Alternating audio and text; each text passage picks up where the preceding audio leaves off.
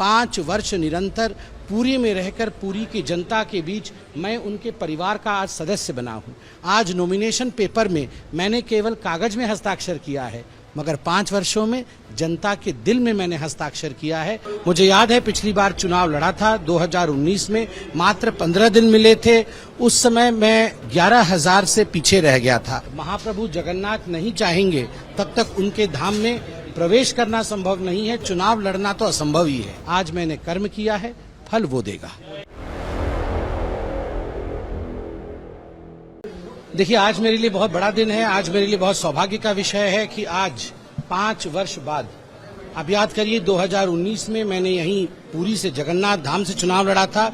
आज 5 वर्षों के पश्चात दोबारा मैं पुरी धाम से चुनाव लड़ रहा हूं।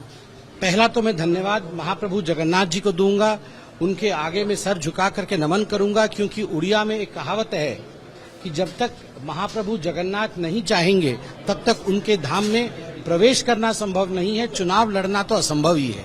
तो उनके कारण से ही मैं चुनाव लड़ रहा हूं। मैं धन्यवाद दूंगा यशस्वी प्रधानमंत्री नरेंद्र मोदी जी का, जो खुद जगन्नाथ भक्त हैं।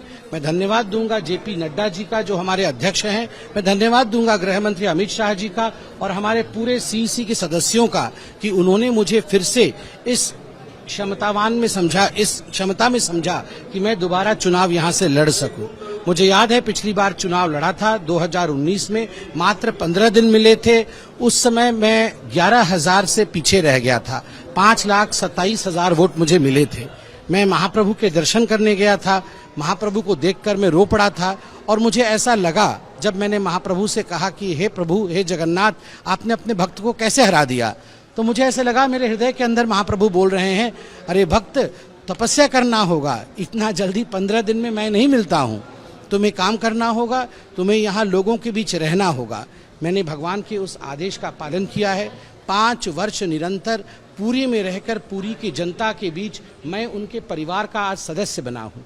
आज नॉमिनेशन पेपर में मैंने केवल कागज में हस्ताक्षर किया है, मगर 5 वर्षों में जनता के दिल में मैंने हस्ताक्षर किया है। मैंने उनके हृदय में अपना स्थान बनाया है।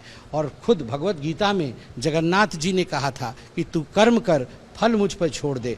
आज मैंने कर्म किया है, फल वो देगा।